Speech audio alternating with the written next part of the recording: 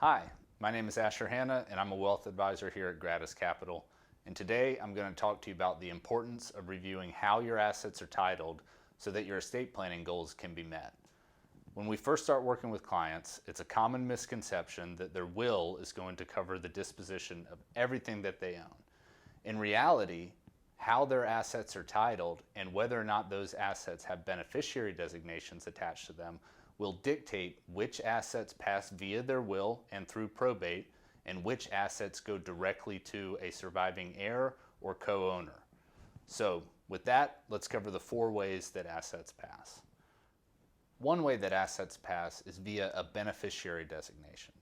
Common assets that have beneficiary designations may include life insurance policies, retirement accounts, checking accounts, or even brokerage accounts that have a payable on death beneficiary.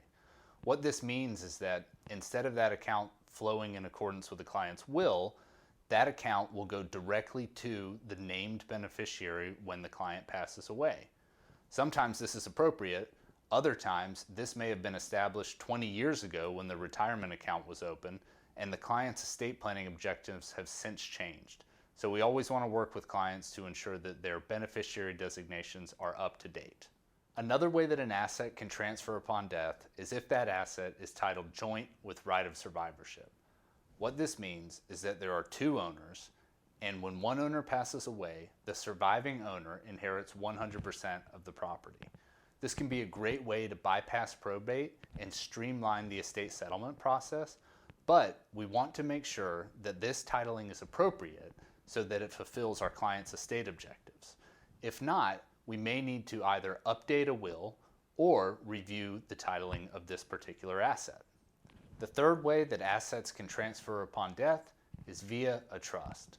A lot of our clients have established a trust that holds the property they've accumulated throughout their lifetime.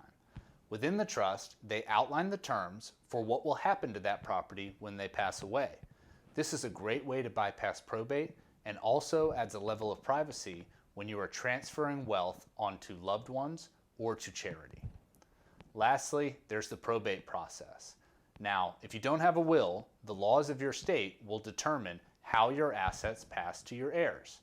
If you do have a will, that will is going to govern assets that do not have a beneficiary designation, are not titled jointly, and are not already inside of a trust. Therefore, we work with our clients to make sure that their will is up to date so that their estate planning goals can be met. If you have any questions about any of the topics we've discussed today, please give us a call here at Gratus.